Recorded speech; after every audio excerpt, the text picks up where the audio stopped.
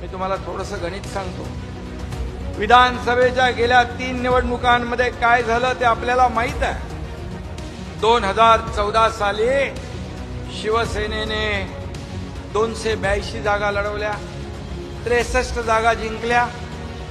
त्यावेळी strike rate किती होता? फक्त 22%. 2019 साली शिवसेनेने 124 जागा लढवल्या आणि 56 जागा जिंकल्या. त्यावेळी स्ट्राईक रेट होता 45%.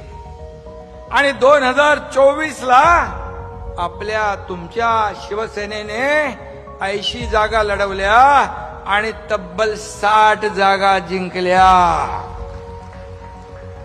आणि उभाटाने 85 जागा लढवल्या, अवघ्या 20 जागा जिंकल्या.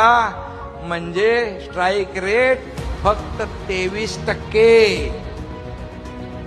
म्हणजे आपल्या शिवसेनेच्या 1/3 मतही त्यांना मिळाली नाहीत.